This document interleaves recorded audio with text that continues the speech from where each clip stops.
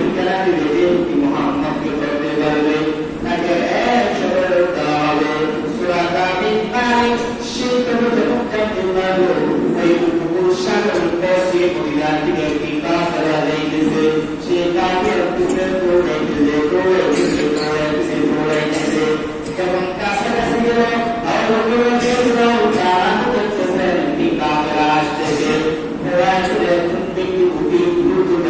আমাদের কাফেলা নিয়ে আছে।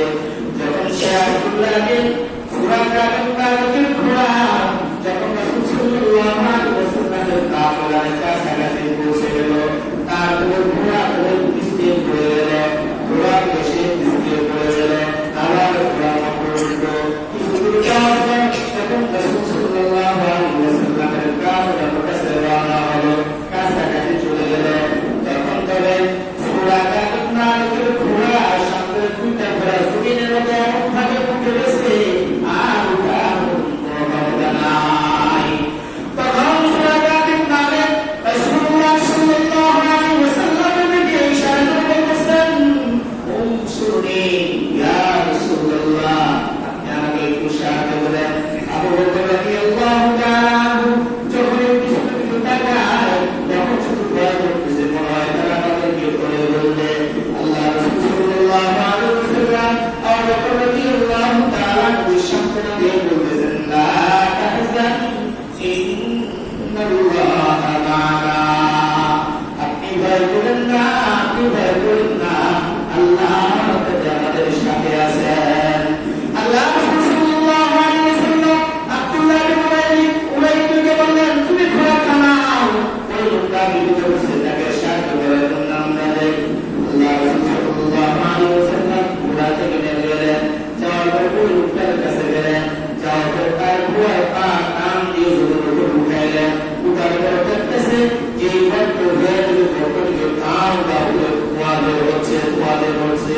সুরাকা ইবনে সে ভাবতে গেল, সে তবে আরো দেখলো হায় আমার যদি কেউ হয়ে যায়।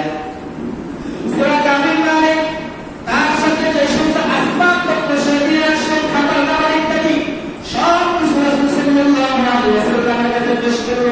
বলতেছে, ইয়া রাসূলুল্লাহ, ইয়া হাবিবাল্লাহ, আপনি আমার যা খাবার সব কিছু আপনি নিয়ে যান, আমি চলে যাই। আল্লাহ রাসূল সাল্লাল্লাহু আলাইহি ওয়াসাল্লাম বলতেছেন, সুরাকা, তোমার কোনো টেনশন নাই, তোমার কোনো ভয় নাই, তোমার কোনো টেনশন নাই, তোমার কোনো ভয় নাই, তোমার খাবার কোনো প্রয়োজন নাই, তোমার এই সমস্ত আসবাবপত্রের আমার প্রয়োজন নাই। তুমি একটা জিনিস করবা, সেটা তুমি নিয়মটা পালন করবা, তার কাছে করার দরকার নাই। আমি নিজেই ভর্তি মদিনায় যাইতেছি। সুরাকা রান্নার শব্দ ইয়া রাসূলুল্লাহ, ইয়া হাবিবাল্লাহ, আপনি আপনার কথা রাখবো, আমি কাউকে বলবো না। সুরাকা ইবনে সে রাস্তার অতিক্রম করে সে মক্কার দিকে ফিরে আসছে। মক্কার দিকে ফিরে আসার পরে দেখতেছে অনেকগুলো কাফেলা করে আল্লাহ রাসূল সাল্লাল্লাহু আলাইহি ওয়াসাল্লামের কাফেলা ধরার জন্য তারা রওনা হয়েছে। সুরাকা ইবনে সে যখন কাফেলাদের কাছাকাছি পৌঁছতে বলতেছে, আমি এই রাস্তায় ঘুরে আসছি, সব কিছু ঘুরে আসছি, এই রাস্তার মধ্যে মুহাম্মদ নাই, এই রাস্তায় মুহাম্মদ নাই।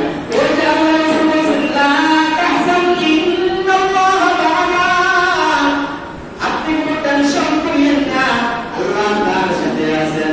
এই যে আল্লাহ আমাদের একটা তাকওয়া, আল্লাহ আমাদের একটা বিশ্বাস, আল্লাহ আমাদেরকে বাঁচাইবেন, আল্লাহ আমাদের বিশ্বাস যে আল্লাহ আমাদেরকে আদেশ করেছেন, সে আল্লাহ আমাদেরকে কি ভুলে ফেলবেন না, আল্লাহ আমাদেরকে রক্ষা করবেন।